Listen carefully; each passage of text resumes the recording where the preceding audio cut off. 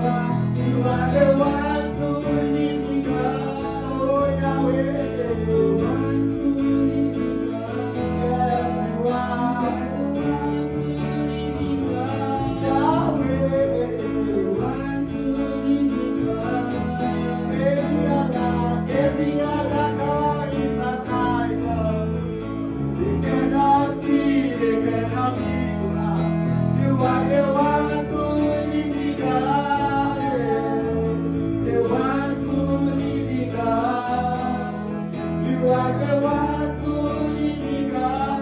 Oh, Yahweh. Yes, you are the one true living God.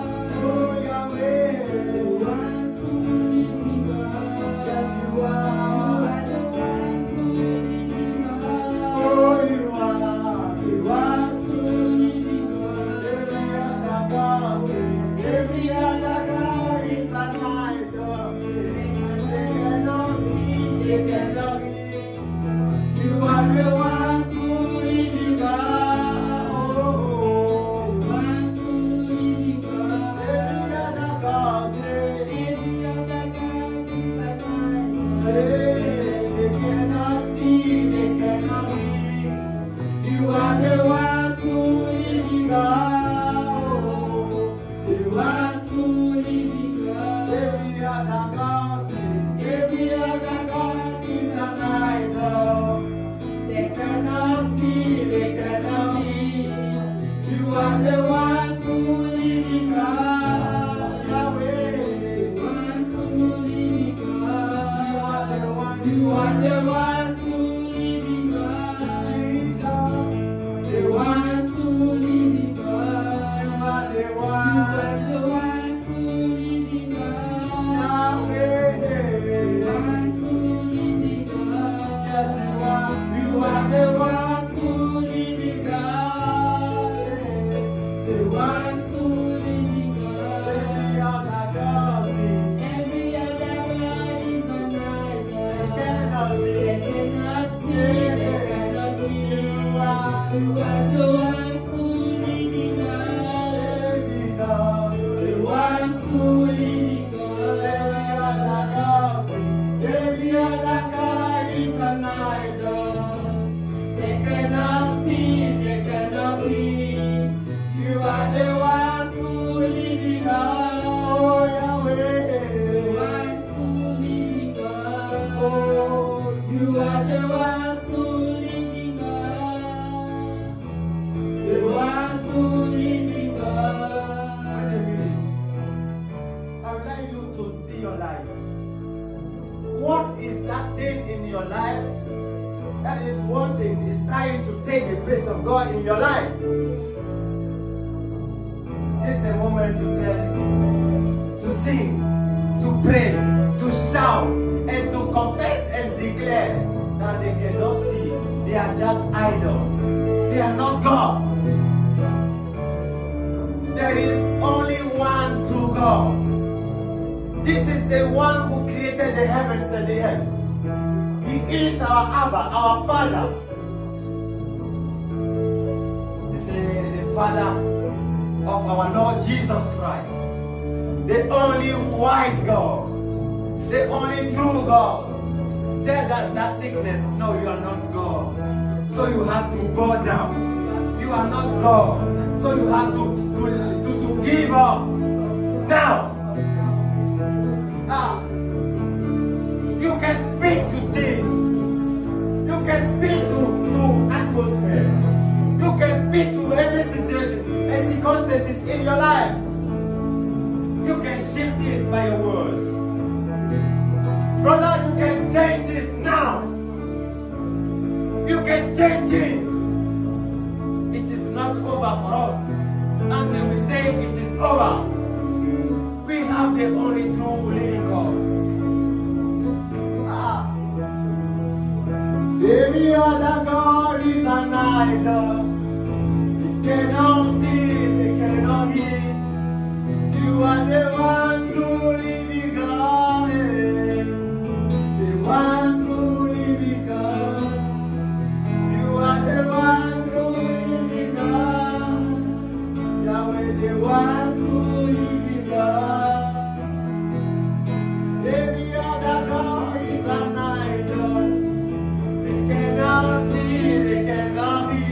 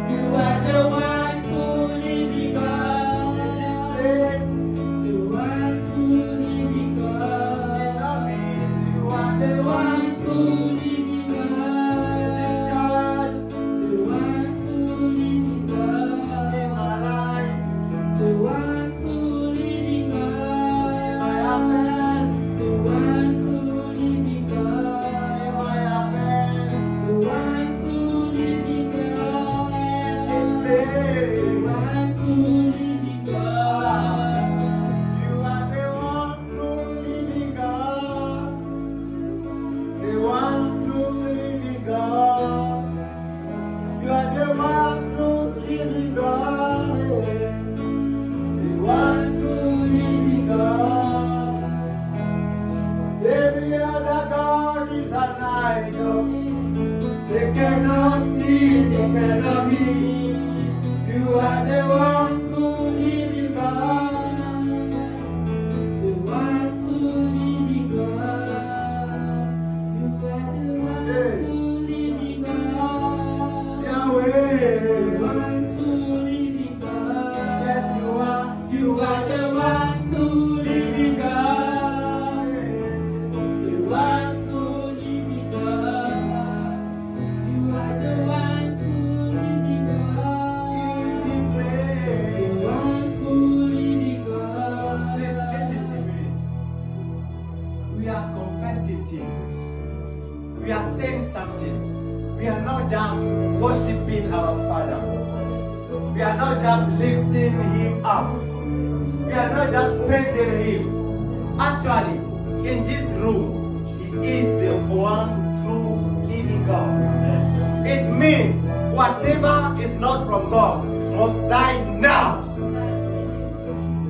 It means whatever does not proceed from God has to leave you now. Under this atmosphere, we shift destinies. Under this atmosphere, we cast out every spirit, every foul spirit, every familiar spirit, every spirit of infirmity. In the name of Jesus, we take authority over you. You have to live now in the name of Jesus. Yes, the King is in our midst. The Lord of Lords is in our midst. He said, when 2 or 3 are gathered, He is there in their midst. And I want you to know, like I know my name, I know He is here. I know God is here now. You can speak. You can speak. You can turn to that mountain and speak to the mountain. The Bible says, if only thou shalt believe, thou will say the thing, and you will see it come to pass.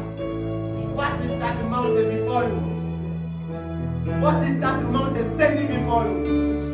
This is the moment you are going to stand up in anger, in holy anger, and speak and shift things in your family, in your job, in your life, in your consecration.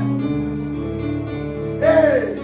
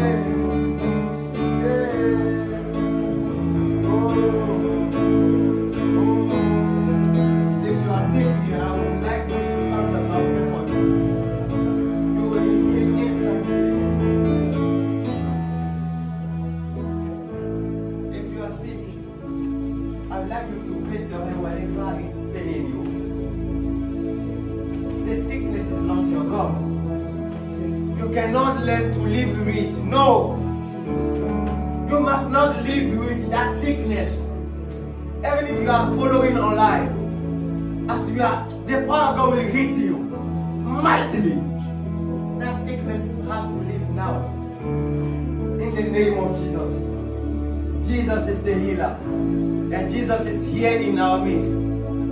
Jesus is the one who lifts men, and He is here in our midst. He is lifting destinies. Brother, this is not the time to keep quiet. This is under this atmosphere. You have to create things. What you want to see. We have possibilities. Thank you, Father. Thank you, Jesus. Thank you, Father. Thank you, Jesus. Thank you for your spirit. Thank you for your power. Thank you for your presence. We worship you, Lord. Come and have your ways in our midst. Come and reveal yourself. Come and touch a heart. Come and touch a family.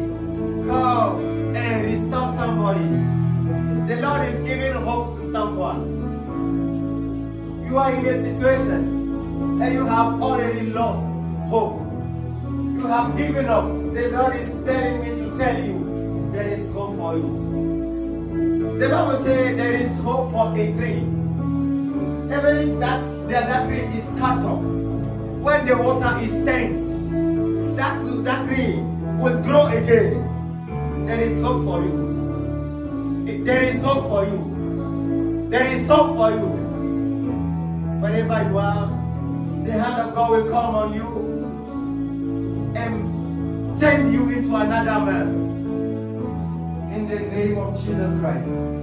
Father, we want to give you all the praise. We want to give you all the praise, all the glory. Thank you, Father, for your presence. We worship you. We lift your name. Thank you. You are welcome. Come and have your way in our midst. Come and lead us in all the truth. Thank you for your Holy Spirit. Thank you for your grace. In the name of Jesus have you prayed. Amen, amen.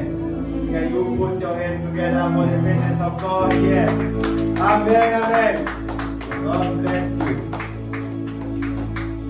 Alléluia. Gloire à Dieu. Alléluia. Est-ce qu'on peut se lever? On va lire ensemble le psaume 15. Amen. Avant d'entrer dans le moment de louange, nous allons lire ensemble le psaume 15. Est-ce qu'on peut le projeter? L'Éternel nous parle ici dans le psaume 15 du portrait du juste. Le portrait du juste. À quoi ressemble un juste? Amen. Psaume de David. Je lis la parole de l'Éternel. Ô Éternel, qui séjournera dans ta tente? Qui séjournera dans ta tente? Qui demeurera sur ta montagne sainte? Celui qui marche dans l'intégrité, qui pratique la justice et qui dit la vérité selon son cœur. Il ne calomnie point avec sa langue, il ne fait point de mal à son semblable, il ne jette point l'opprobre sur son prochain. Il regarde avec dédain celui qui est méprisable. Mais il honore ceux qui craignent l'Éternel. Il regarde avec dédain celui qui est méprisable. Mais il honore ceux qui craignent l'Éternel. Il ne se rétracte point s'il fait un serment à son préjudice. Pardon. On continue. Il n'exige point d'intérêt de son argent. Il n'accepte point de don contre l'innocent. Celui qui se conduit ainsi ne chancelle jamais.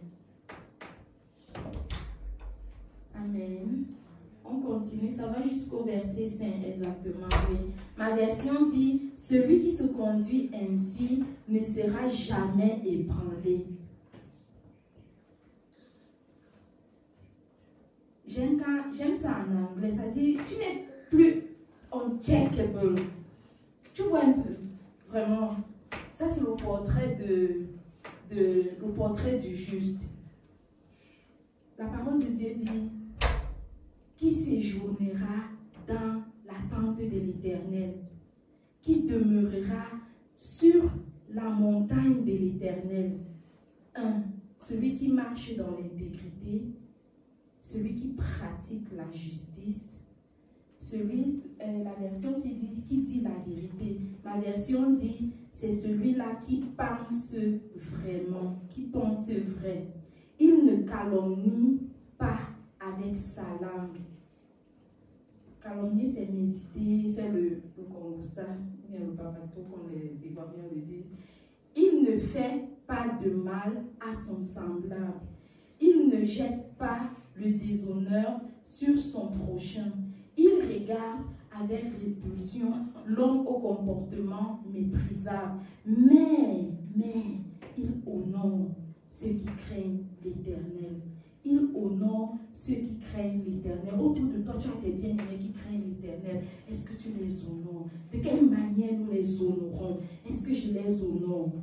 Il ne rétracte pas, il ne se rétracte pas s'il fait serment à son préjudice. Il n'exige pas l'intérêt de son argent. Il n'accepte pas de don contre l'innocent. Celui qui se conduit ainsi ne sera jamais ébranlé. Celui qui se comporte ainsi ne sera jamais ébranlé. J'aime une chose dans la Bible, j'aime une chose dans les principes de Dieu. C'est que les principes de Dieu sont, c'est déjà tu appliques tel principe, tu as tel résultat en fait. Si tu ne veux pas être ébranlé, si tu ne veux pas être ébranlé par X ou Y, alors comporte-toi ici. Amen. Donc nous allons louer le Seigneur. Amen. Tu vas joindre ta voix à la mienne. Pour moi, c'est un privilège d'adorer Dieu. Pour moi, c'est un privilège de louer Dieu. Donc, sens-toi libre. Joins ta voix à la mienne. Amen. Et ensemble, on va adorer notre Dieu. Amen. Qui veut m'accompagner? Qui veut se joindre à Dieu? Amen.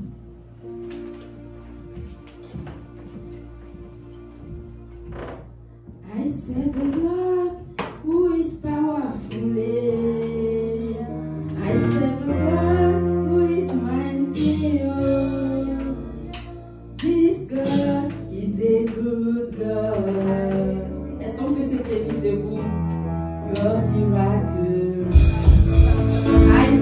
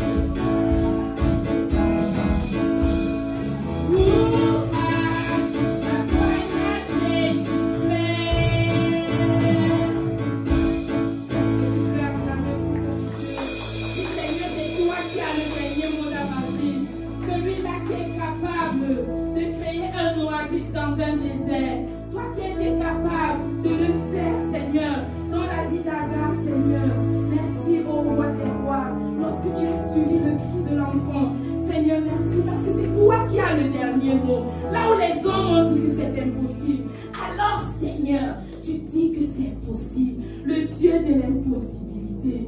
Oh, c'est mon papa. C'est mon Seigneur. C'est mon roi. Merci, Seigneur. Béni soit ton saint nom. Béni soit ton saint nom. Viens régner au milieu de nous.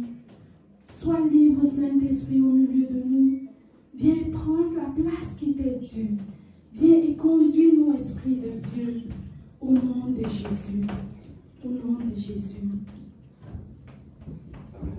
Amen. Si vous êtes venu la dîme, ça c'est le moment de profiter pour venir les déposer. Et après, le pasteur va prier quand il va monter sur la chaîne. Amen. Et ça va nous préparer pour attendre la parole de Dieu. Parce qu'on se voit bereit, um das Wort Gottes zu empfangen.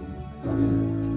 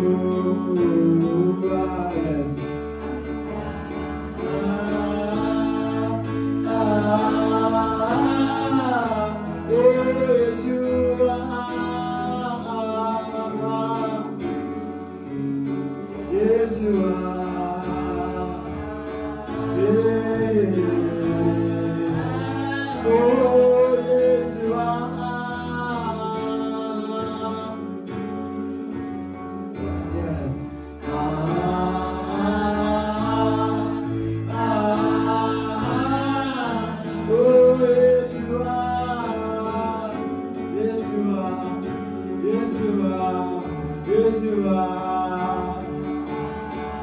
Yeah.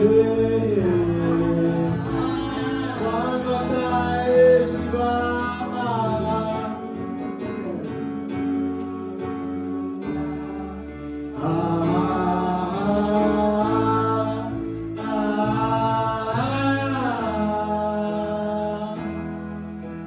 Yours is the kingdom, yours is the power, yours is the glory forever.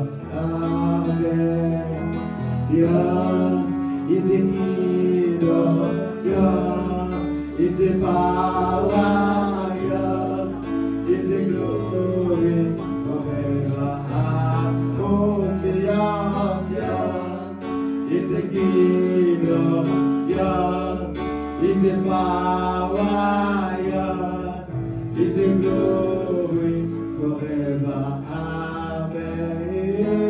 Yours is the kingdom, yours is the power, yours is the glory forever.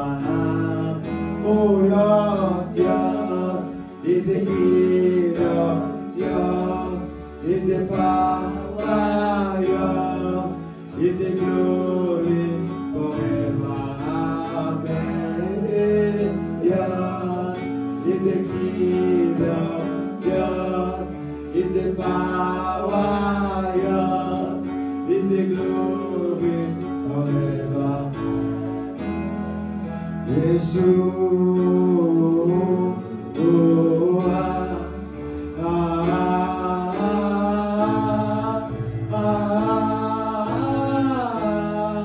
Sing his name. Yeshua. Yeah.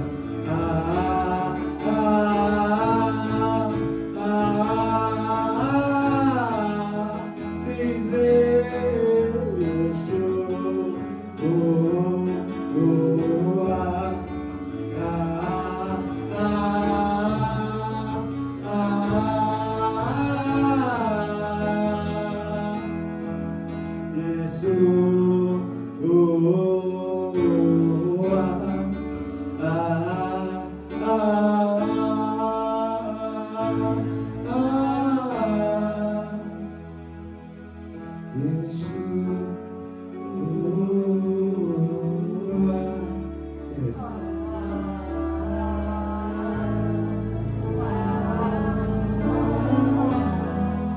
Sing like you mean it. Yeshua, yes. Sing like you mean it. Sing it with life. Yeshua, Yeshua, yes.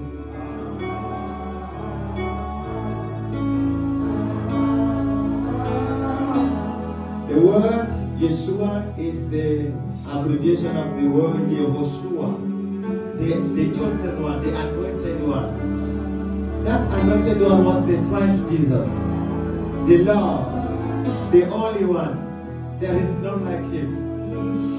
None is to compare to him. He's worthy to be praised. He's worthy to be lifted high.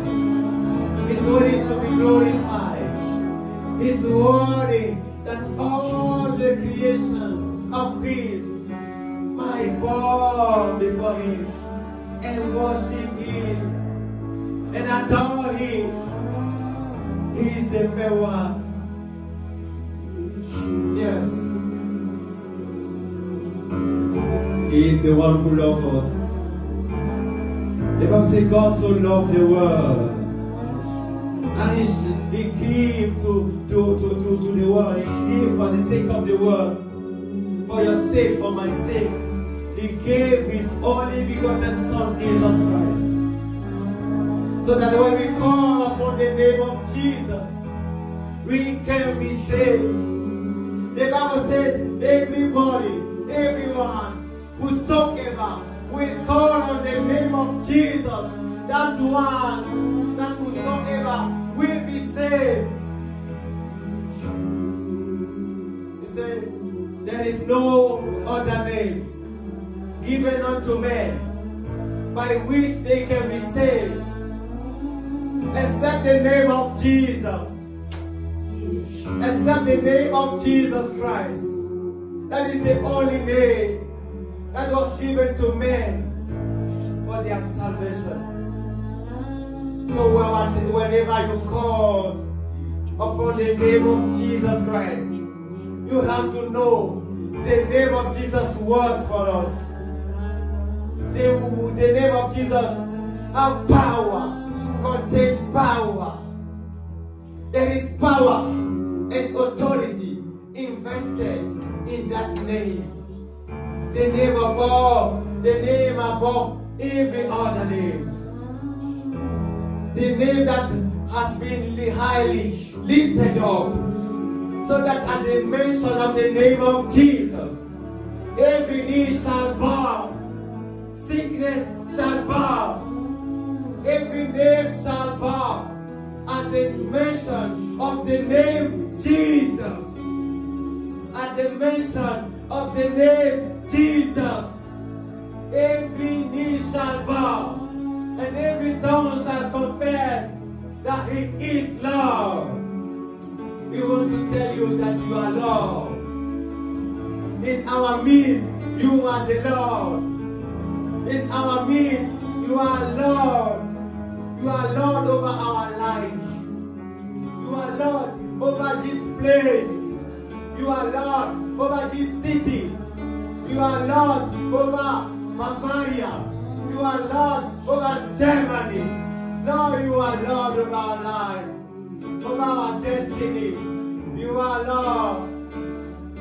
Thank you, Father, for your love, for your presence. Thank you for the beautiful hearts here. Because your power is here. Your presence is here to teach us. Your wisdom is here to teach us. Your love is here to help us grow. We welcome you, Holy Spirit. We welcome you, Spirit of the living God. Come and have your way. Come and take the first place. Let Jesus be glorified at the end of this service. Let Jesus alone be glorified, be magnified, be seen, be praised, be lifted high. At the end of this service, we worship you, Father. Thank you for your presence. Thank you for your word. Thank you for your servant, by whom you will pass to bring the word to us. We bless you for his life, for his family. In the name of Jesus have we prayed. Amen and amen. Amen and amen. Can you clap together as we welcome the man of God, the one who will be bringing us the word of God. Amen. Sit down and be blessed.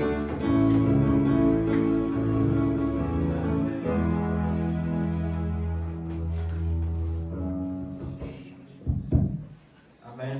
Gloire à Dieu.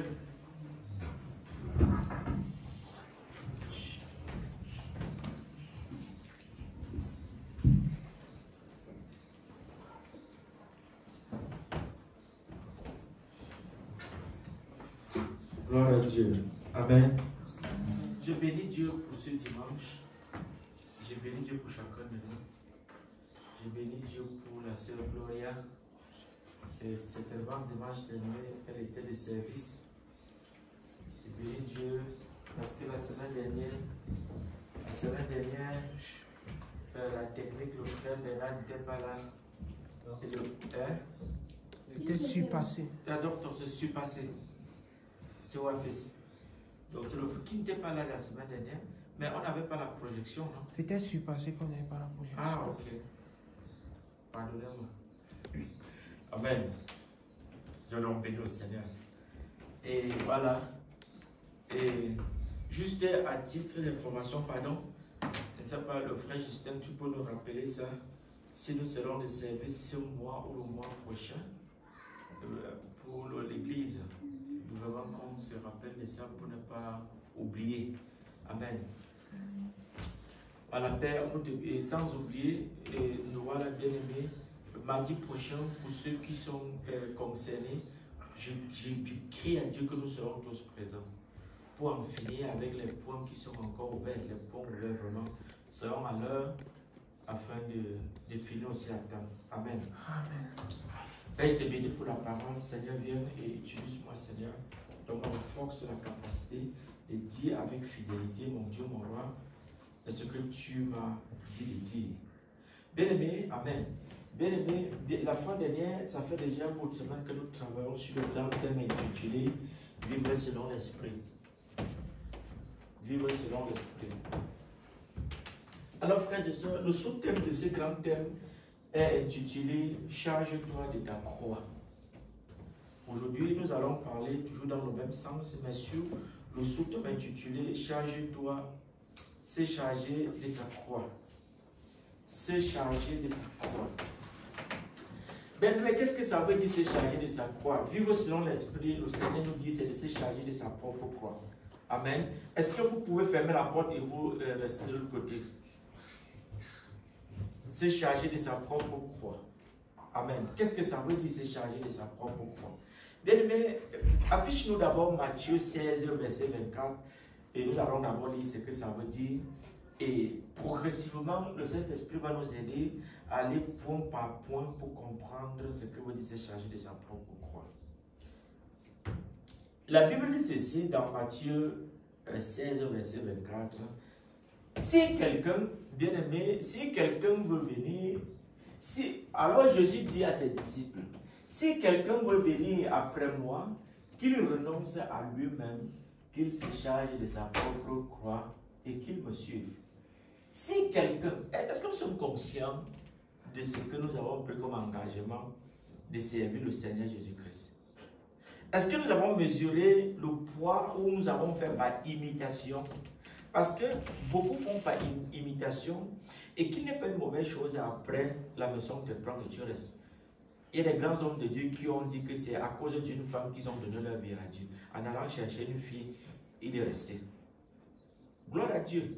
Mais est-ce que nous comprenons ce que veut dire si quelqu'un veut venir après moi, dit le Seigneur Jésus, si quelqu'un veut venir après Jésus, si quelqu'un dit que Jésus-Christ est son Seigneur et son Sauveur, si quelqu'un a décidé de naître de nouveau, la nouvelle naissance que nous avons lue, si quelqu'un a décidé d'avoir Jésus-Christ comme son Seigneur et son Sauveur, ça veut dire ceci. Ça veut dire renoncer à lui-même. Porter sa propre croix. En profondeur, nous serons encore davantage, nous comprenons encore davantage ce que ça veut dire. Se charger de sa propre croix, c'est renoncer à toi. Qu'est-ce que ça veut dire renoncer à soi-même? Qu'est-ce que ça veut dire?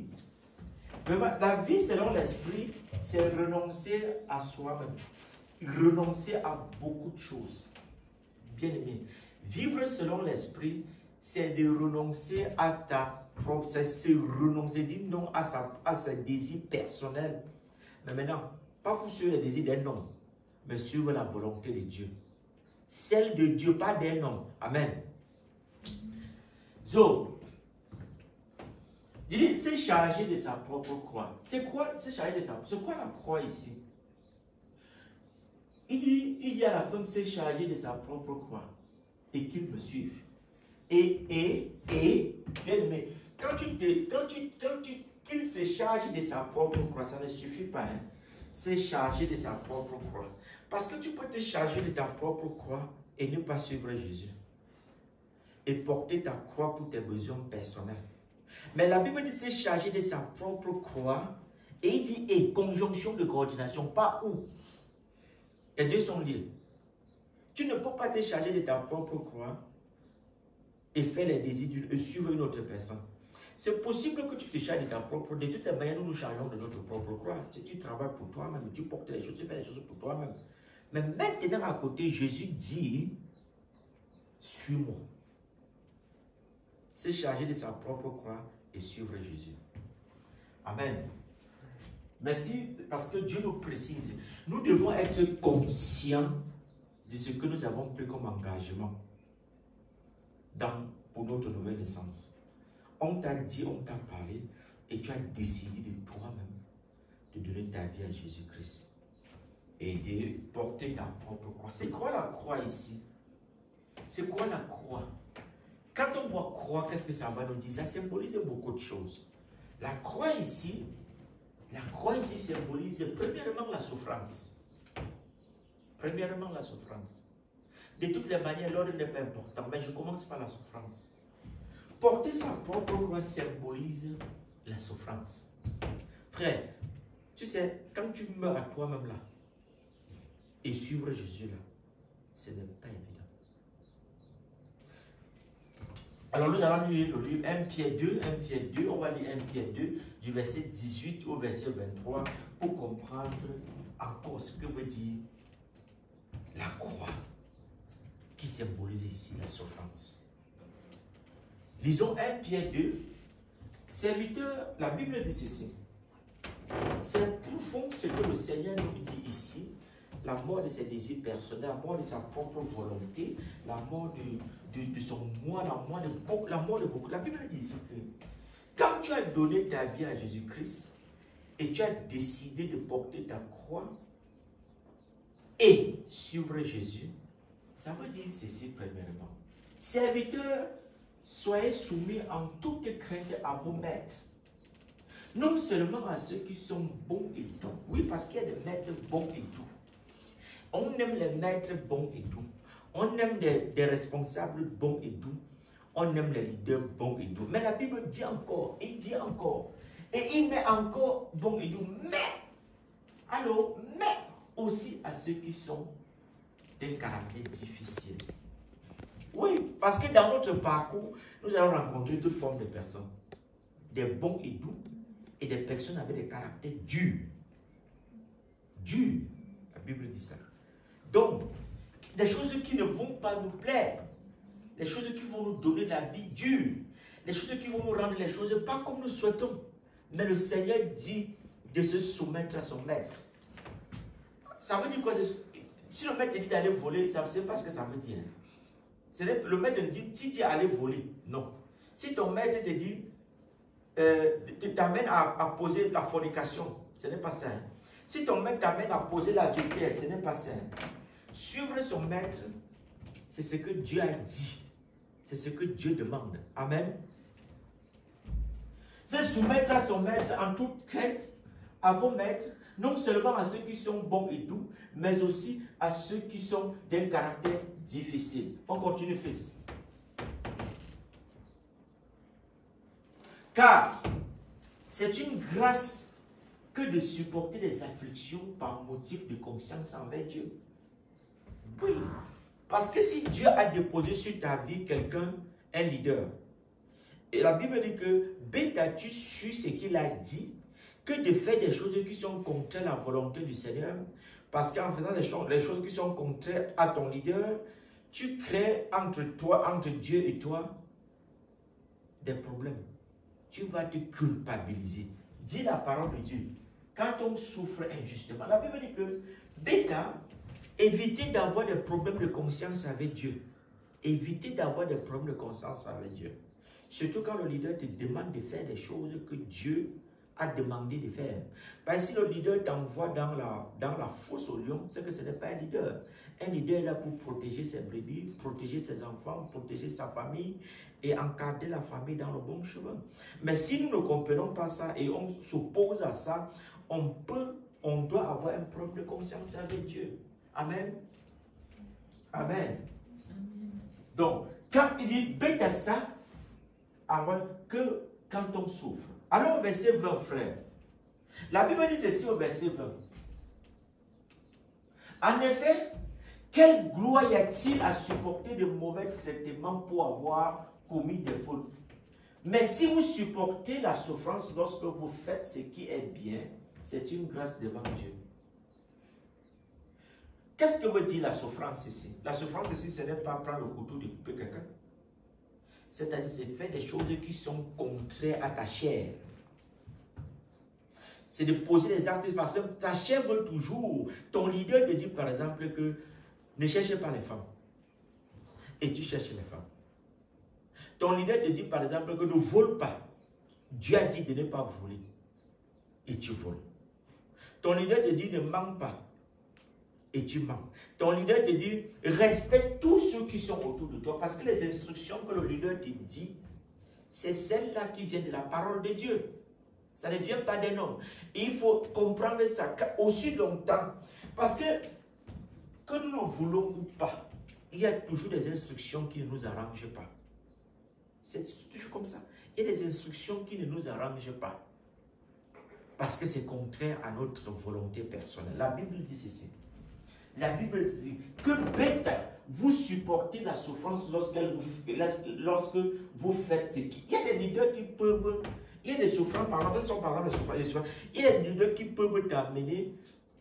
Qui peuvent. Non, en disant ceci. Mais si vous supportez la souffrance lorsqu'elle. Prenons le cas, par exemple, tu es dans une église. Tu es dans une église. Chaque temps, le leader fait la promotion de beaucoup de fidèles. Mais toi, tu n'as pas de promotion. Dans les églises, vous allez toujours rencontrer ça. C'est-à-dire qu'il y a des gens qui évoluent, malgré égal son effort, mais toi qui travailles, toi qui fais tout ce qui est bien, mais tu dis tout que va travailler plutôt là-bas. Regardez le cas de David. David. Son père était son leader. Mais il était tout celui-là qui s'est chargé des choses. En réalité, à son jeune âge, comme d'autres frères, il pouvait regarder à ses frères et penser à beaucoup d'autres choses. Mais la Bible dit que il avait, de toutes les manières, ce n'était pas criminel, ce n'était pas un truc qui tuait, mais il était chargé plutôt de s'occuper des animaux. Donc, il parlait le langage des moutons et des bœufs. Bon, maintenant, Dieu dit plutôt que les autres frères, ils ont la belle vie. C'est ceux-là qui sont les enfants préférés. Mais est-ce que la Bible nous dit un jour que David avait dit non à son leader? Non. David disait toujours oui à son leader. Et ce qu'il faisait, avait plu à Dieu. Amen. Avait plu à Dieu.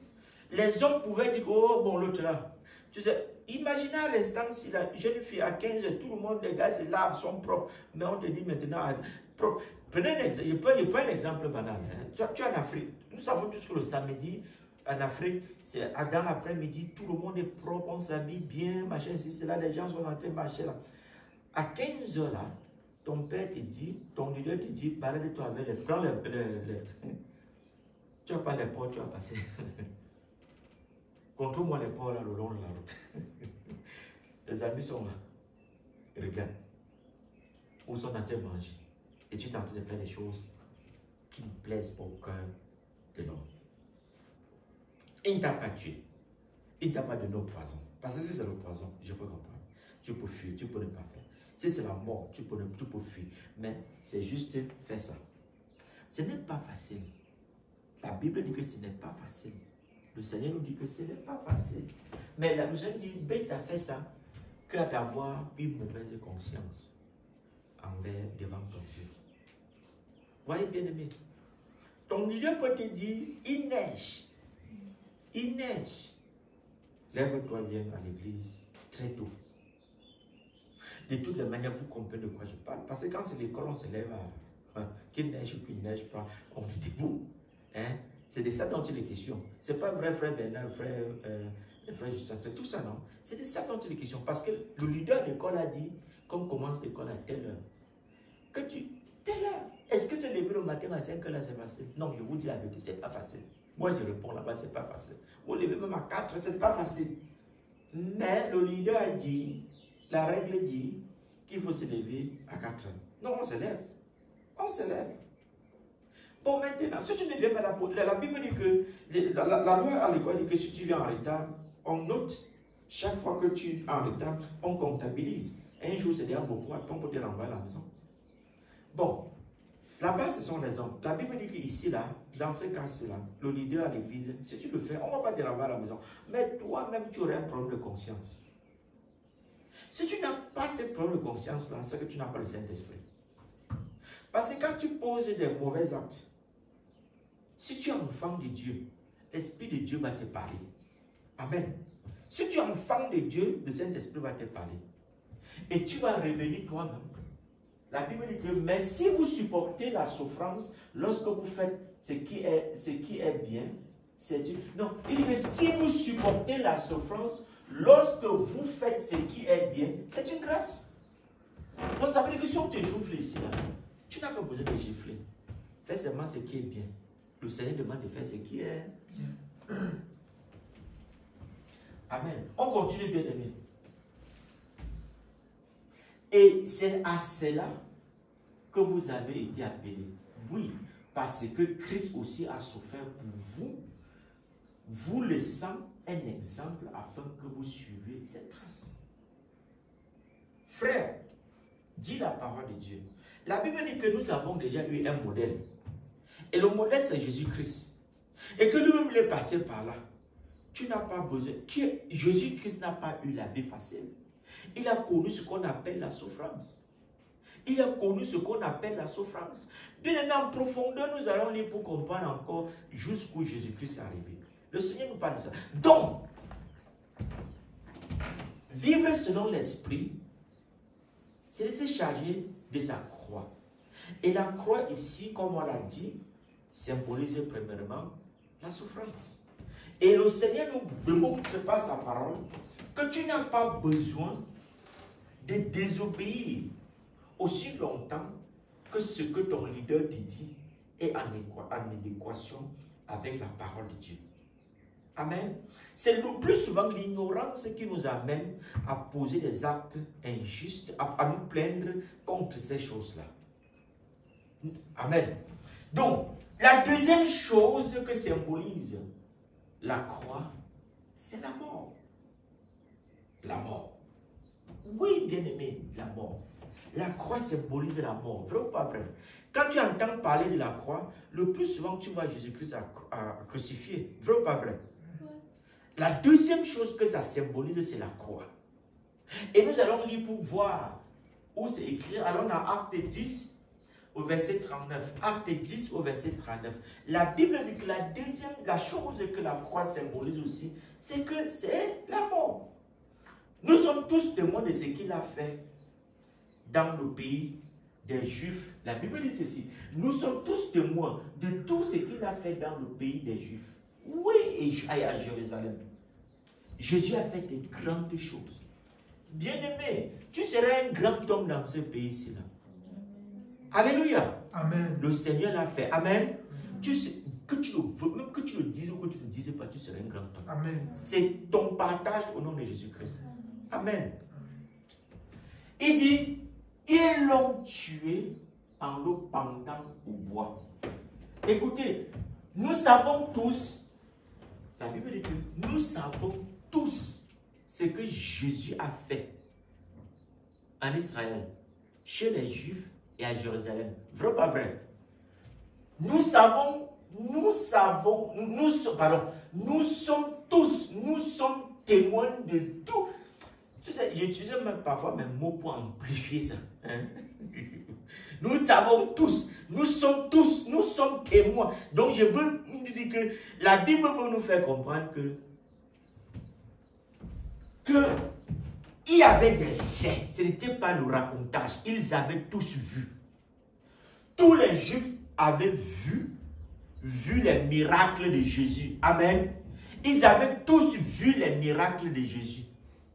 Les disciples, les non-disciples, les sympathisants, les participants, tout ce qu'on peut imaginer. Tout le monde avait vu. Ils ont mangé, ils ont bu, ils étaient rassasiés, ils étaient contents. La Bible dit que ils l'ont tué. Ils l'ont tué. Frère. Donc tu penses que quand on dit machin, la Bible dit que Jésus, tout ce qu'il a fait, la Bible dit que, il y a des passages qui disent que ce que Jésus a fait, notre Bible ne peut même pas contenir. Il a fait tellement de choses qui ne sont même pas mentionnées. Alléluia. Les gens ont vu. Les gars avaient faim. Ils sont arrivés, ils ont mangé. Vous, tu manges correctement là. Tu manges. Tu es rassasié, le ventre ballonné. Peut-être même te lever, marcher, tu ne marches plus. Il y avait des lépreux, il a guéri. Les paralytiques, il a donné la marche. Il a donné la capacité de marcher. Mais la Bible dit que c'est même là qui disait que il est fort. Ça n'a pas empêché le jour où Jésus est venu leur dire la vérité. Les mêmes ont dit que c'est pas vrai Dieu là-bas. Vous voyez comment la mémoire des hommes est petite. Vous voyez comment on oublie facilement.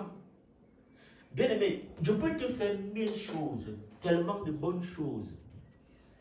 Les bonnes choses, on oublie facilement. Il suffit seulement que je fasse une erreur. Mon erreur là, on va l'amplifier et mettre dans les réseaux sociaux.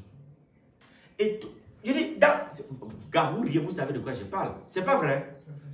S'il me guette témoin, c'est il sait de quoi je parle. Je vous dis la vérité, tu as passé toute la vie à faire des bonnes choses aux gens. Des bonnes choses aux gens. Mais le jour où tu commets une seule erreur, malheureusement, c'est ça que les gens aiment toujours s'approcher. Ils aiment toujours regarder le mauvais côté. Tout le bienfait que tu as fait, on balaye derrière. C'est-à-dire, ça n'existe pas. Ça n'existe pas. C'est pourquoi le Seigneur nous dit, ne regardez pas ce que les gens disent, mais regardez à Jésus. Parce que si tu regardes aux hommes, ton moral descend. Amen. Amen. Si tu regardes aux hommes, ton moral descend. Voilà la Bible dit que les gars ont mangé. Vous rappelez-vous qu'il y a des paralytiques qu'on a portés. L'entrée de la maison était bloquée parce que la foule était pleine. Ils sont passés par le toit de quelqu'un, personne au toit de quelqu'un, pour faire descendre un paralytique pour qu'il trouve la guérison. Vous comprenez de quoi je parle? L'entrée était pleine, mais ils ont vu que ce n'est pas possible de passer par l'entrée principale parce que là, c'était chargé des hommes, des personnes qui voulaient aussi la guérison. Mais ils ont passé, prendre l'échelle, monter sur le toit, percer le toit de quelqu'un pour faire et mettre la personne sur les cordes et faire descendre la personne avec les cordes. Les gens arrêtaient de tous les côtés, on le fait descendre devant Jésus comme ça.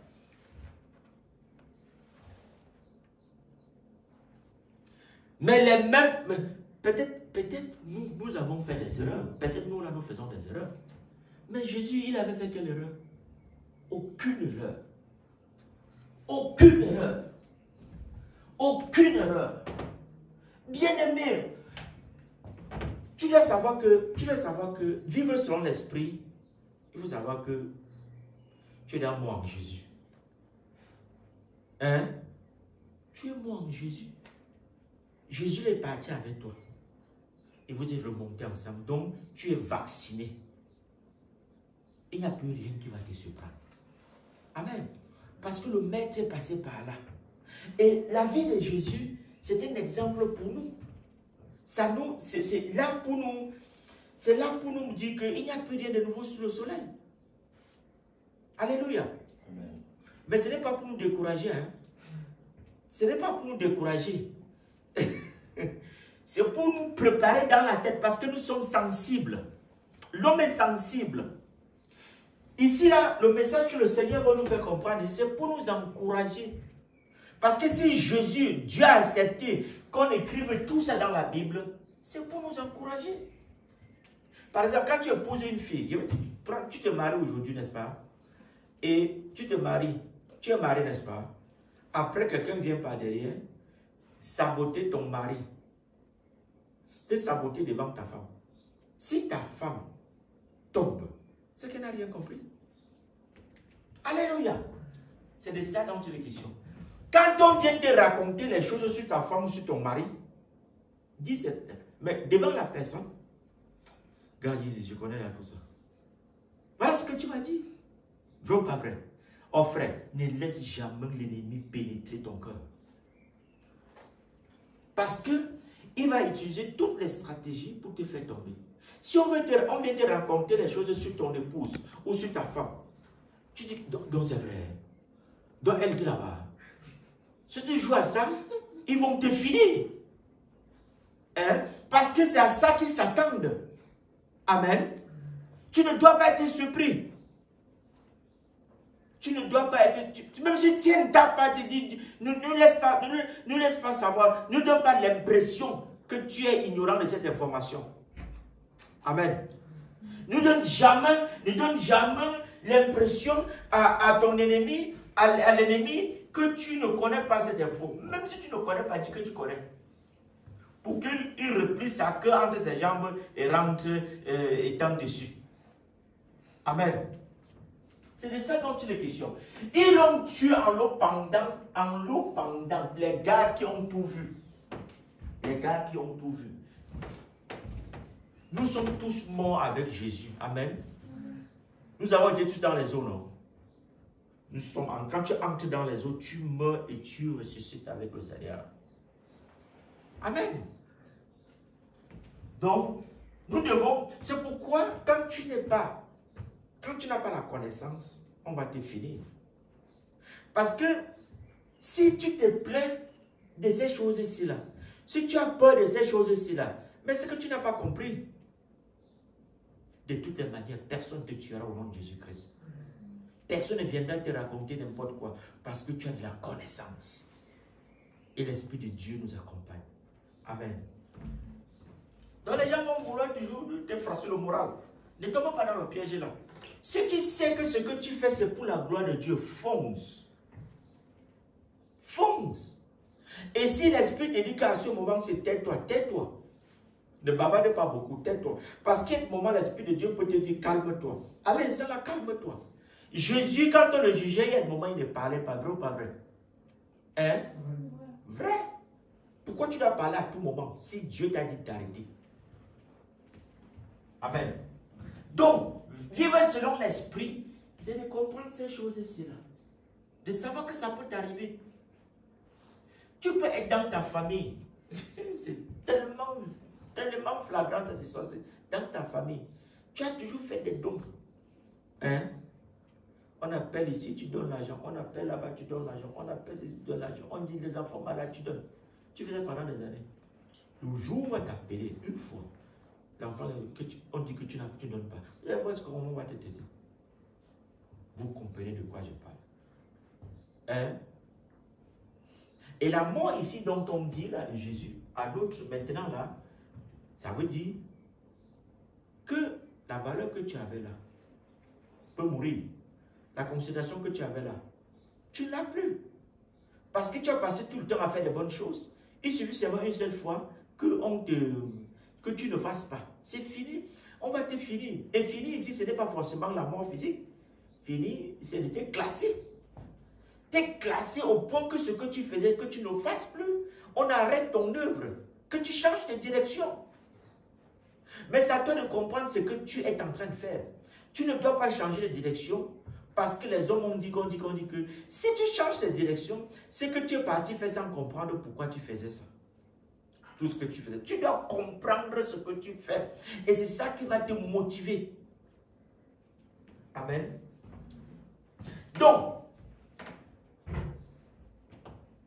l'autre signe de la croix qui symbolise la croix, c'est la honte. Oh, la honte, bien-aimé. La honte. La honte. Frère, la honte.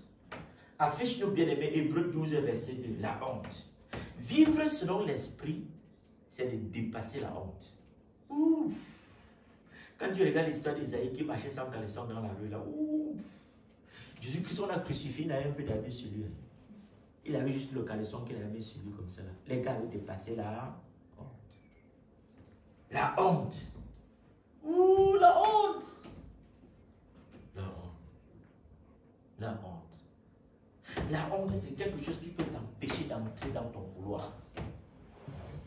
La honte, c'est une attitude qui peut t'empêcher d'entrer dans le bonheur, dans la grâce, dans le couloir de ta destinée. La Bible dit, nous sommes tous... non, allons dans Hébreux 12. Hébreux 12 au verset 2.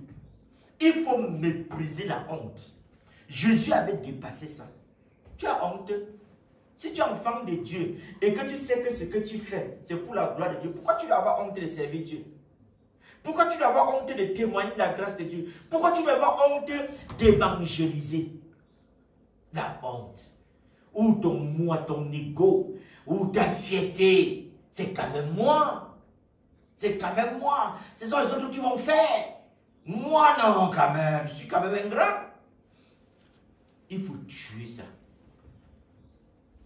La Bible dit ceci. Vive selon l'esprit, frère. Ayant les regards sur Jésus, le chef est le consommateur de la foi qui, en vue de la joie qui lui était réservée, a souffert la croix, méprisé l'ignominie et s'est assis. La Bible dit qu'il a, pour souffrir de la souffrance de Jésus, il fallait dépasser ce qu'on appelle honte. Vous savez ce que la honte, bien aimé, si on part dans le dictionnaire, regardez ce qui veut dire honte, vous allez comprendre. La honte,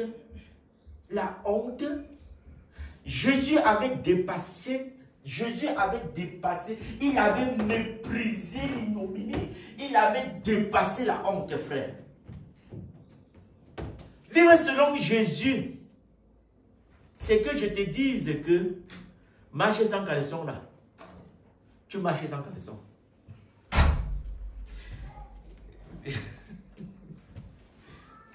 Vous savez bien aimé, vivre selon Jésus, savoir l'attitude un peu comme les fous. Je ne veux pas dire pas d'être fou, hein. Mais je dis, regardez un fou, il n'a jamais honte. Regardez, voilà, non, des exemples là, bon c'est vrai un peu, prenez un enfant, le bébé n'a jamais honte. Vrai ou pas vrai? Vrai ou pas vrai? C'est nous les grands, les soi-disant qu'on connaît là, qui avons honte. Qui avons honte de Jésus. Qui avons honte de faire l'œuvre de Dieu. Si on pouvait comprendre ces choses-là, on ne serait plus la même personne. C'est pourquoi Jésus à un moment a dit, laissez les petits enfants venir à moi. La honte. Le moi, c'est le moi, mon moi, je suis. On n'est rien. Ce n'est que la grâce de Dieu. Je dis parfois aux gens que pour comprendre que tu n'es rien, va à l'hôpital. Si tu as la grâce de Dieu, que tu n'es très rarement malade, bénis le Seigneur. Mais quand tu fais un tour à l'hôpital, c'est là où tu vas comprendre que franchement, ce que je crois là, c'est du n'importe quoi. Ça t'a donné une humilité que tu ne peux pas imaginer. Va à l'hôpital. Tu passes un peu là, tu vois comment les gens souffrent. Et il y en a là-bas qui disent que Seigneur, si tu pouvais encore me redonner la santé, je vais sortir comme ça, je vais parler de toi comme si je n'avais... C'est moi, mais je vais marcher seulement avec le micro dans la rue. Parfois, c'est fait tard. Rappelez-vous de celui qui a dit à Lazare que... il était déjà au séjour des morts, il dit à Abraham que... Papa Abraham! Il a demandé à papa Abraham, c'est-à-dire que s'il y avait la possibilité qu'il reparte, qu'on envoie même Lazare, qu'il reparte encore, donne encore la vie, que Lazare aille, qu'on essaie. Papa Abraham lui a dit que mon frère, pendant 100 ans que tu vivais sur la terre, là, tu n'as pas fait ça. Ce n'est pas maintenant qu'il veut t'envoyer que tu iras vraiment faire ça. Si tu as honte de Jésus, c'est que tu as chié dans la culotte. Peut-être en sortant de ta maison, le voisin t'a demandé que tu parles. Tu n'as même pas dit que tu viens à l'église. Le Seigneur a dit que tu n'as pas quelque part là. Tu as dit au voisin, le voisin t'a demandé que tu parles. Tu as dit non, tu as dit que je pars quelque part là. Mais tu as eu honte même de dire que tu viens à l'église. Servir Dieu. Tu as eu honte de dire que je ne vais pas jouer le piano. Parce que c'est comme ça que le monde, si on ne fait pas attention, le monde va enlever les valeurs de Dieu en nous. Parce que le système est fait en sorte que tu sois, que l'enfer soit ta maison.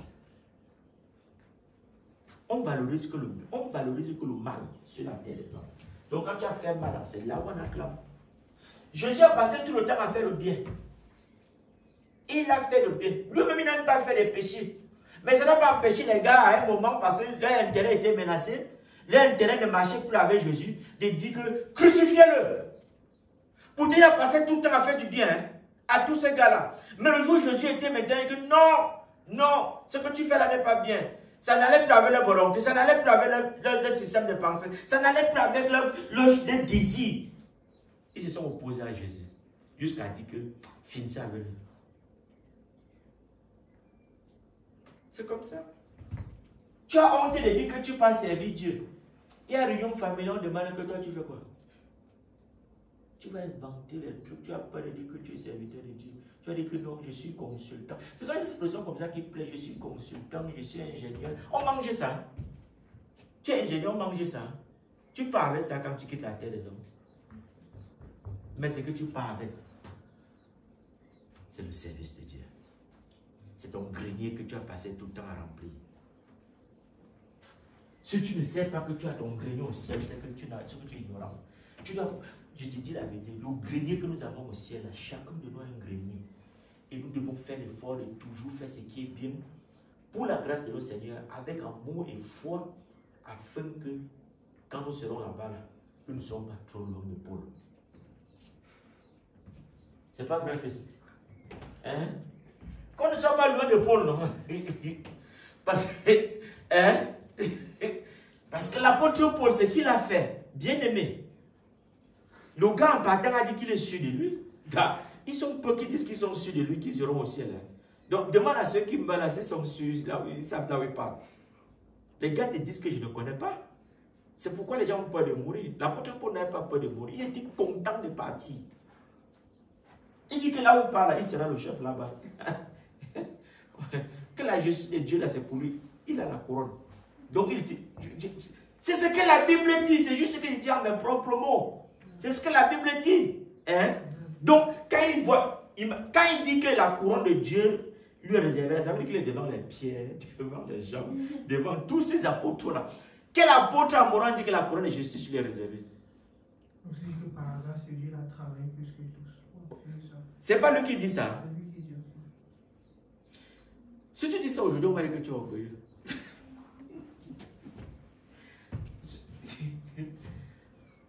Si tu dis ça aujourd'hui, on va dire que le gars il est plein de lui. On m'a dit ça. Que tu vas entendre que quoi? Que tu aimes Dieu plus que les qui?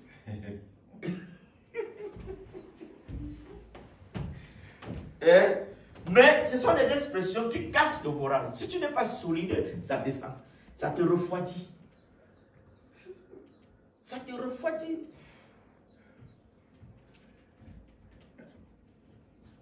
Ça te refroidit, bien-aimé. Nous devons dépasser la phase de honte. Nous devons croire à ce que Dieu a dit sur nous. Ce que Dieu dit, c'est quoi? Dans chaque situation de la vie que nous affrontons, ce que tu dois toujours poser comme question, qu'est-ce que Dieu a dit? Quand tu entends, on dit, pam, pam, on te bombarde partout, gauche, droite. La seule chose que tu dois te poser, qu'est-ce que Dieu dit aussi par rapport à ça? Quelle est l'information que Dieu m'a dite? C'est tout. Et quand tu te ressaisis, tu cases ta pensée là-bas vers le Seigneur, bien-aimé, et tu saisis, fonce. Le plus souvent, c'est que quand on est dans les soucis, là, quand on nous a bombardé gauche, droite, on est en bleu, on ne sait même plus là ce qu'on va faire. Et on pense seulement comment on va appeler quelqu'un pour le moral. Et le plus souvent, nous appelons même que les mondains. Le plus souvent, les gens, on n'appelle même pas les enfants de Dieu. Je nous dis la vérité, ce qui se passe. Parce que là, bien aimé, il faut savoir que dans la maison de Dieu, nous sommes tous des fils de Dieu. Il faut faire descendre les grades que les gens aiment souvent avoir là. Dieu ne regarde pas ces bêtises-là. Dieu regarde à notre cœur. C'est écrit, non? Dieu regarde à notre cœur. Il garde le statut que tu as dans la société. Dieu regarde à ton cœur. Si tu as tout ce que tu as sur la terre, c'est là, et tu n'as pas la terre, sois riche comme tu veux, des milliards, si tu n'as pas Dieu comme Jésus dans ta vie, tu es zéro. Je dis parfois que j'ai pitié de toi. Je le dis parfois à certaines personnes, j'ai pitié de toi. Si tu n'as pas Dieu, frère, tu crois que tu vas vivre combien de temps? L'espérance de vie en Europe, c'est combien d'années? Donc tu crois que... Fais la comparaison entre 80 et l'éternité. L'éternité, c'est dans des mains. Tu ne peux même pas compter. Parce que Dieu, vivre l'éternité, c'est de vivre comme Dieu. Imagine que tu vas vivre l'éternité dans la souffrance, comme le type là avec Lazare. Chaque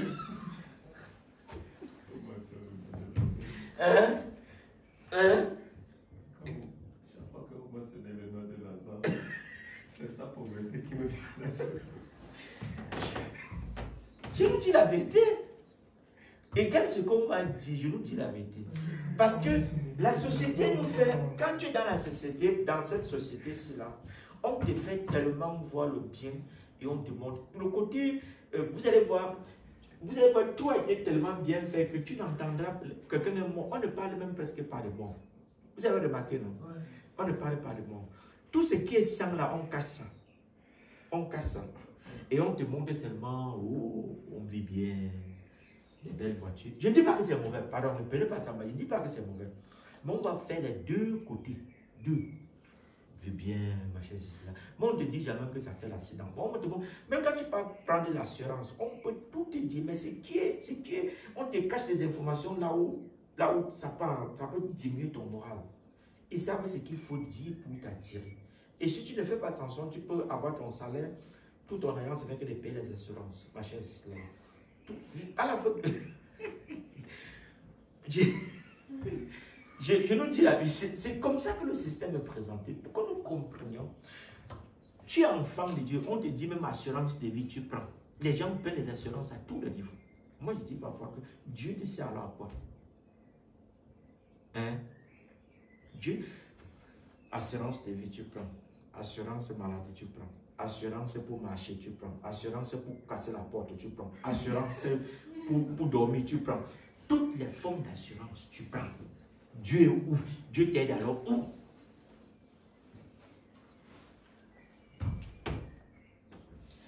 Tout ceci, c'est pour manger ton argent. À la fin du mois, tu n'as plus rien. Ne dis pas que j'ai dit de ne pas prendre, mais je vous explique. J'explique comment moi je comprends ça. Parce que je ne peux pas m'appuyer sur la parole. Mais tout ce que je vais te demander, je ne dis pas que je dis ça, mais tout ce que je vais te demander, c'est que Dieu est où? Tu dis que Dieu est mon sauveur, Dieu m'aide, Dieu me protège. Où? Tu utilises Dieu alors où? Si tu as les assurances, même pour t'asseoir. Et on va tout te proposer. Hein. Regardez, quand tu vas acheter le téléphone, la première chose qu'on te dit, on te casse l'information, on te casse dans le système. Tu es sûr que tu peux prendre bien soin de ton téléphone. Après t'avoir fait un certain nombre de rapports, on te dit que, bon, il y a l'assurance, si ça tombe là, directement, ça change tout dans ta tête. On bombarde le doute dans ton cerveau. Et tu te vois tenter de surfacturer ce que tu, en quittant la maison, tu n'avais pas prévu. Vrai ou pas vrai? C'est ça, non? Je ne prends pas moi ça.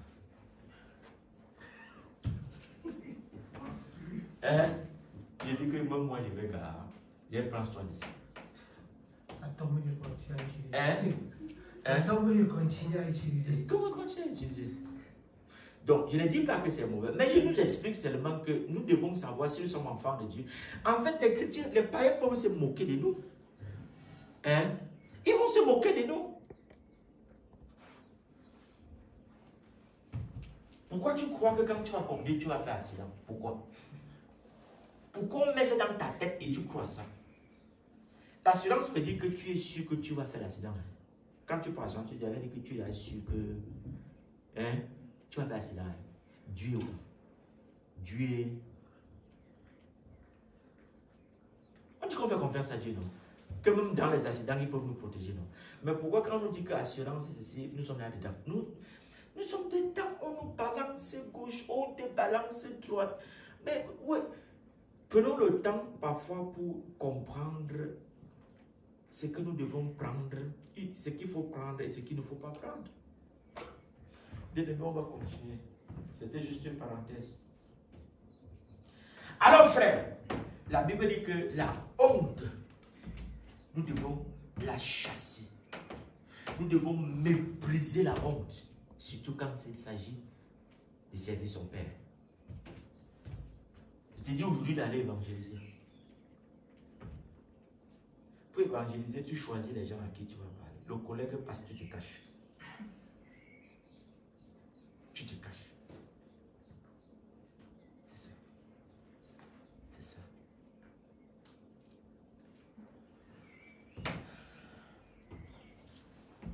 Vivre selon l'esprit.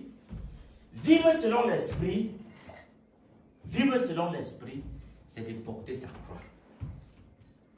La croix symbolise aussi le ridicule. J'ai dit le ridicule.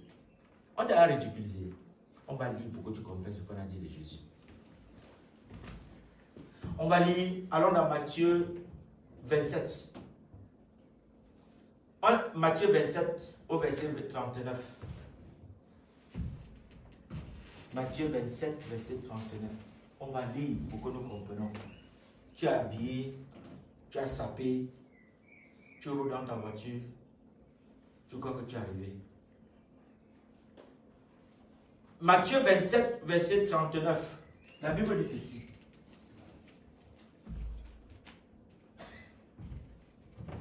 Voilà, c'est tout ça. C'est long, non? On va lire ensemble.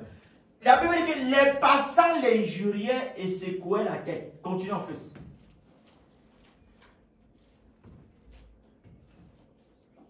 En disant, j'ai oublié de dire que ça continue. En disant, toi qui détruis le temple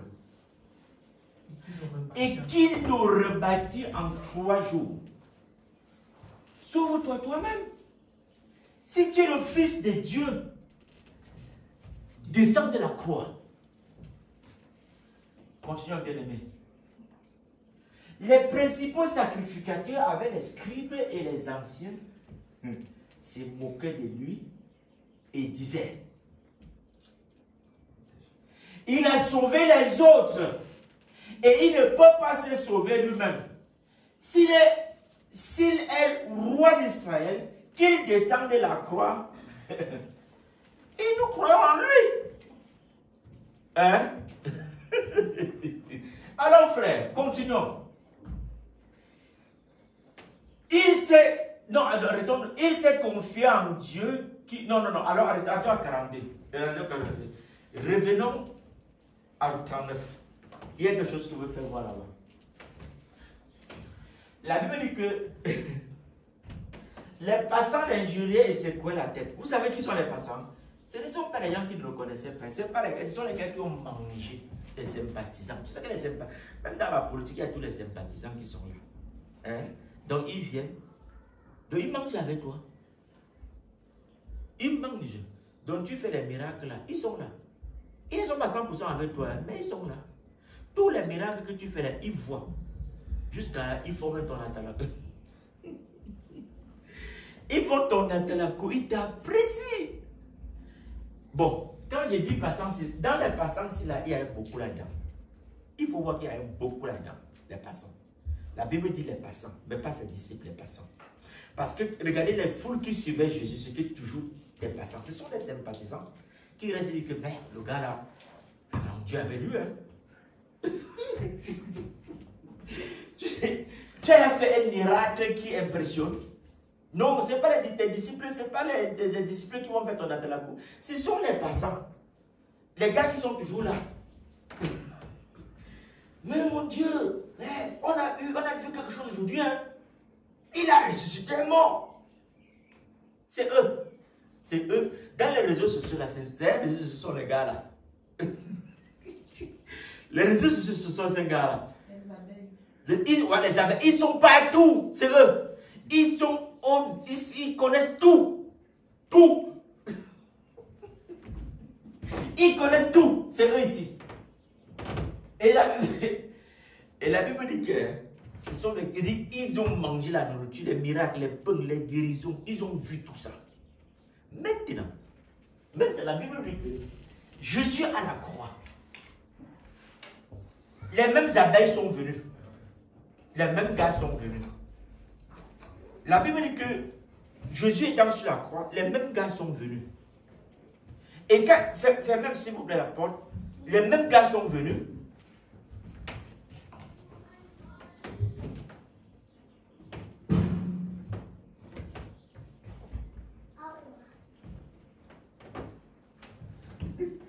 Oh, vraiment. Écoutez, le grand Jésus qui faisait des miracles. Le grand Jésus qui faisait des miracles. C'est l'ignorance qui nous a menés à des dimensions qu'on ne peut pas imaginer. Et ces abeilles, si ces passants, ce sont les gars qui influencent même les chrétiens. C'est-à-dire, ils ont des paroles qui détruisent. Si tu ne fais pas attention, ça détruit, ils dégomment ce que tu avais dans ta tête. Ils te passent une information. Regardez dans les réseaux sociaux, non? Ils sont dans les... Regardez les réseaux sociaux. Mais Il dit, hein, qui fait la campagne des hommes politiques aujourd'hui? C'est dans les réseaux sociaux que tous ces abeilles-là sont maintenant. Ils ont dominé toutes les plateformes. Et ils parlent. Non, comment? Si quelqu'un dit qu'il ne regarde pas ça, c'est qu'il manque. Même moi, je regarde. Ils ont de... Comment? Et ces gars-là, ils sont partout. Hein? Imaginez, Jésus à la croix. Jésus, quand il parlait, même les passants, ils étaient aussi là. Hein? Les sympathisants, c'est là. Ils sont toujours là. Ils suivent tout ce que Jésus dit. Aussi longtemps que ça passe avec eux, ils sont là. Ils sont là.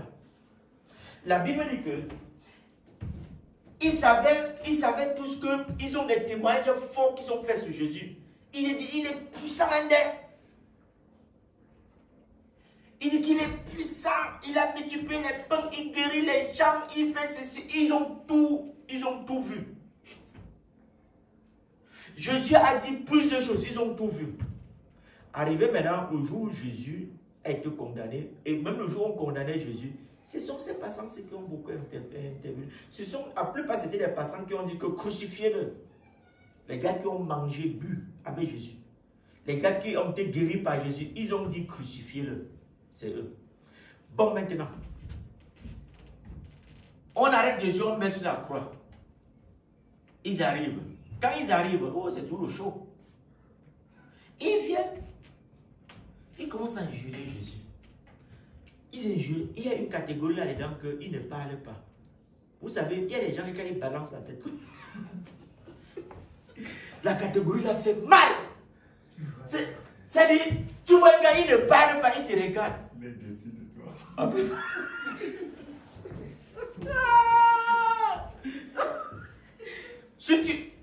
Donc, ça choque, tu ne peux pas imaginer. C'est-à-dire, il ne parle pas, il te regarde. Donc, la choque. Et Jésus, mettez-moi à la place de Jésus. Et regarde le gars qui a même beaucoup mangé dans le lot.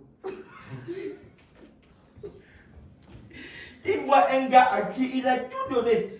Bien aimé, je vous dis, vivre selon l'esprit. Il faut comprendre ça pour... On peut rire là comme on rit là. Mais Dieu nous a bénis. Je nous dis la vérité. Il vient... Il a dit comme ça, il te fixe. Et il y a des secouer la tête. Ça te détruit le cœur. Si Dieu pouvait nous montrer ce que Jésus ressentait à l'instant là.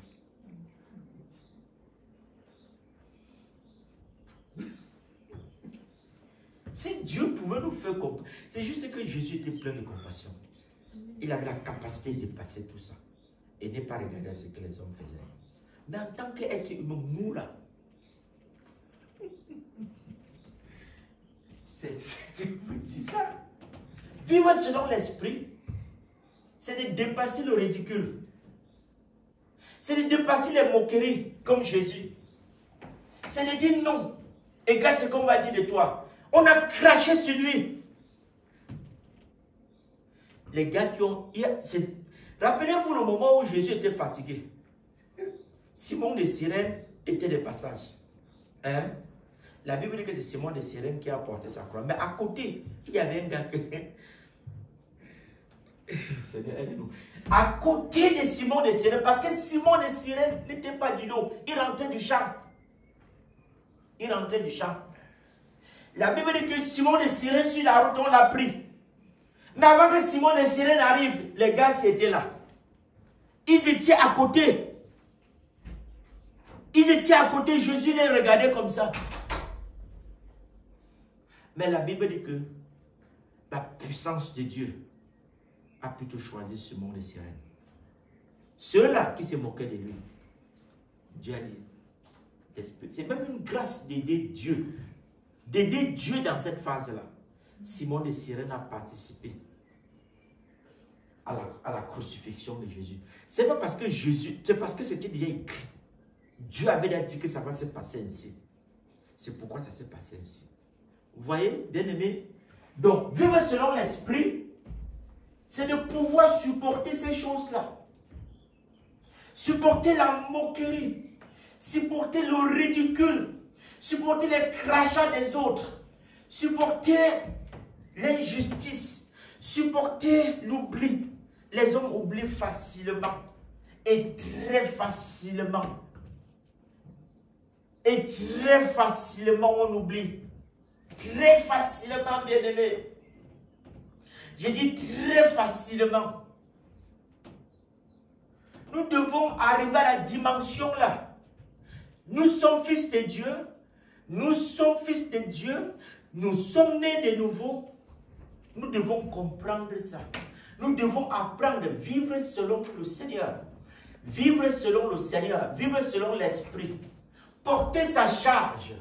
Porter sa charge, c'est de dire non au ridicule. C'est de dépasser le ridicule. C'est de dépasser les moqueries. C'est de dépasser ce que les gens vont dire sur toi. C'est être solide dans la tête. Jésus avait une seule chose qui le motivait, ce que Dieu avait dit. Le reste ne l'intéressait pas. Ce qu'il regardait, ce que Jésus regardait, c'était ce que Dieu avait mis devant lui. Le plan de sa vie terminé. Parce que lui-même, il savait que le fardeau là n'était pas facile. Mais il avait une seule chose. Il savait que si Dieu l'accompagne, il va pouvoir arriver. Amen. Et Dieu veut nous accompagner. Dieu désire son esprit là pour nous accompagner à destination. Le Seigneur nous montre ici l'exemple.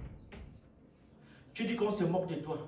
Tu dis qu'on t'a ridiculisé. On t'a ridiculisé. Parce que ton moi, tu sais, notre moi là, c'est dangereux. Hein? On t'a ridiculisé. On ne t'a pas considéré. Ça arrive toujours. Même en entreprise, ça arrive. C'est vrai, ça arrive. Partout, ça arrive. On parle, on ne tient pas compte de ton avis. Et alors? Tu avances. Amen. Tu avances. Tu avances. Bien-aimé, c'est ce que je voulais nous apporter aujourd'hui. Vivre selon l'esprit, il y a des choses que nous devons comprendre. C'est de porter sa charge et suivre Jésus. Porter sa charge et suivre Jésus. Suivre Jésus dans tout ce qu'il a fait. Suivre Jésus dans tout ce qu'il a fait. Imiter Jésus. Faire comme lui. Dépasser le ridicule. Dépasser la honte. Dépasser son moi. C'est le Seigneur nous apprend ça aujourd'hui. Que la gloire nous revienne. Au nom puissant de Jésus-Christ. Amen. Amen. Can we please stand up on our feet? Amen, amen. This is one of the reasons why Jesus is worthy to be praised. Because the Bible says he endured all of that for our sake. He went through all of that, through the shame, through the pain, through the injuries of men, until the Bible says he laid down his life in order to save us. Will you please join me as we sing this song? Worthy is your name, Jesus, 'cause you deserve the praise. Worthy is your name, worthy is your name, Jesus. You deserve the praise. Worthy is your name. One more time. Worthy is your name. Yes. Jesus. Oh, you deserve the praise. Worthy is your name. Worthy is your name, Jesus. You deserve the praise. Worthy is your name. Worthy is your name. Jesus, you deserve the praise. Oh, worthy is your name. Worthy is your name. Worthy is your name. Jesus, you deserve the praise. Oh, you deserve the praise. Oh, worthy is your name. Worthy is your name. You deserve the praise. You deserve my praise. Oh, worthy is your name.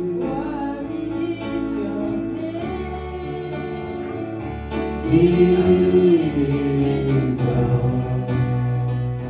you deserve the praise. Worthy is your name. Amen. I'm going to lift up your hands, your voice, and cry towards God and thank Him first of all for all He has to went through. He has to went through for us to be saved. Lift your voice and thank Him. Only Jesus is worthy to be praised. And only Jesus is worthy to receive all the glory, all the praise. Only Him is worthy of our praise. Thank you, Father. You went through the poverty for us. You went through the shame for us. You endured the pain. You went till you lay down your life. You die so that we can live. We give you praise. You are worthy to receive our praise, our worship. You are worthy to receive all the glory, all the power. Yours is the kingdom forever and ever. And we want to worship you. Thank you, Father, in the name of Jesus Christ. Amen. Beloved, this is one precious moment for us to cry with our heart to God and ask for the grace to be able to follow Him, to be able to carry our cross and follow Him. He said, if anyone wants to be my disciple, he must be willing to take his cross daily and follow Him. This is the call God is sending, is making. Follow me. Take the cross and follow me. And our pastor has taught us that to take the cross, it means to be able, to be willing, to be ready to endure the suffering. It means to be able, to be ready, to be available, to endure the shame. It also means to be ready to lay down his life, to be willing to die for the gospel. Do you love God? Are you ready to pay that price to follow Him?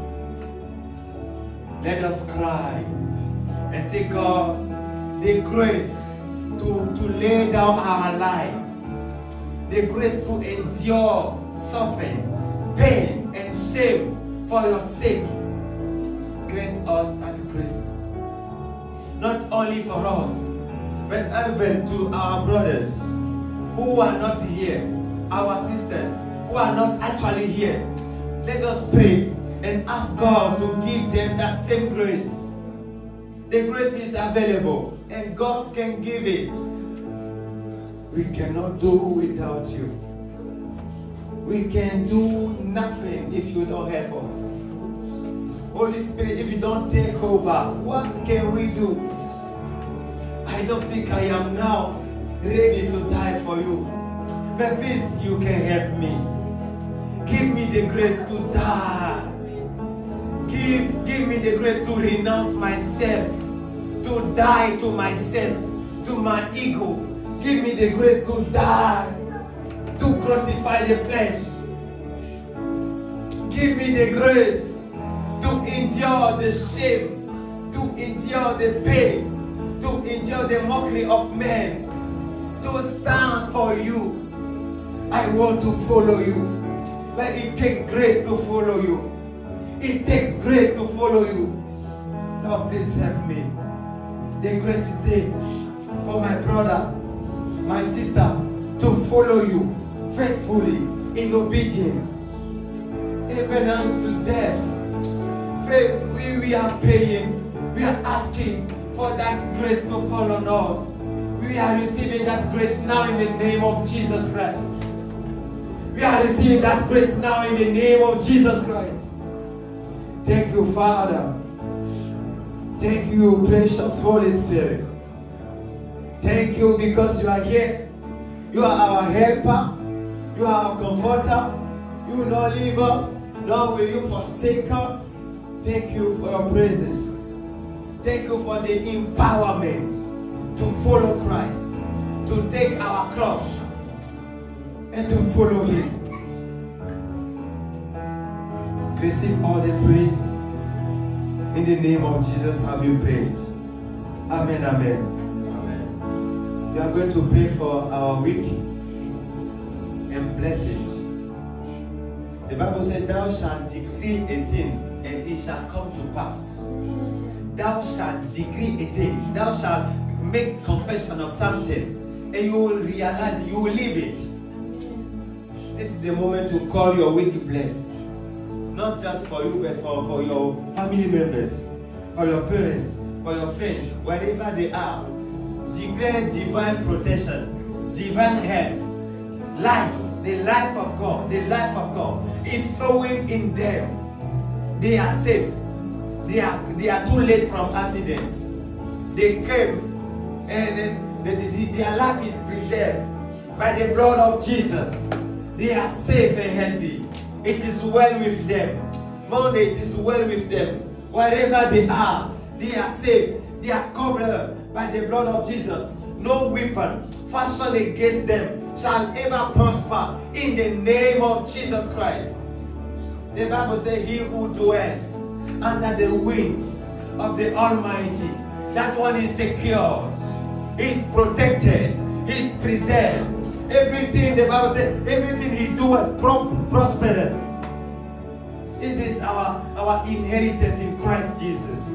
Everything we do must succeed. This is our portion in the name of Jesus. We call Monday blessed. We call Tuesday blessed. We call Thursday blessed. Wednesday blessed. Friday blessed. Saturday blessed. And Sunday blessed. We are safe and ready. The favor of God is upon us. We carry the presence of God. The life of God is at work in our life. The wisdom of the Spirit is at work in our life. No weapon fashioned against us shall prosper in the name of Jesus. In the name of Jesus. Only with our eyes we will see the rewards of the wicked ones, because the Lord is in our midst. Oh, the Bible says, gather together, you will scatter. Gather together, you will scatter. Because the Lord, our God, is in our midst. Greater is He that is in me than he that is in the world. The greater one lives in me. Sickness have no hold on me. In the name of Jesus. Father, we thank you. We thank you for your blessings. We thank you for your protection. We thank you for your covering. We thank you for favor. We thank you for mercy. Oh, let your jealousy protect us from falling like ordinary men, like mortal men. Oh, let your jealousy preserve us. Let your mercy preserve us. We pray for our leader and his family. We pray for all the leaders. We pray for all the members of this congregation, of this family of faith.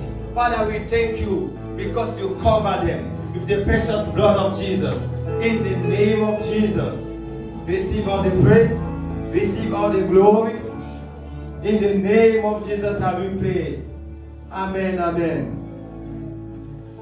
We are going to give the floor to our leader to pray for the end and to bless us. Amen.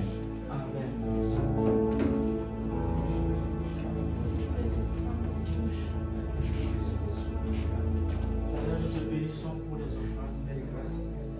Nous le sanctifions, Seigneur, pour ton service, pour l'avancement de ton œuvre, au nom puissant de Jésus-Christ. Amen. Bien-aimés, merci pour Jésus, merci pour ce week-end. Et je nous encourage profondément parce que nous regardons à ce que Jésus veut faire avec nous. Amen. Marche dans les sentiers de ton Père. Et comme le Père t'a dit, suis. Il est avec toi, il est avec nous. Amen. Père, je te bénis pour ce jour. Je te bénis pour la parole, mon Dieu, mon roi. Papa, que cette parole, mon Dieu, mon roi, coule dans nos cœurs, Seigneur. Papa, que tu nous rappelles à chaque fois, dans chaque situation, Jésus-Christ, comment nous devons opérer, Père de grâce. Oh Seigneur, que tu nous accordes la grâce, Seigneur. De toujours, oh Seigneur, de toujours nous retourner vers toi, Seigneur. De toujours te poser toujours la première question, c'est qu'il faut faire, Père de grâce. Nous en avons besoin, Seigneur, dans cette société, dans ce système, sur cette terre des hommes, que la gloire te révèle, au nom puissant de Jésus-Christ. Amen. Je bénis le dimanche béni, je bénis la semaine bénie, au nom puissant de Jésus-Christ. Amen. Amen. Amen.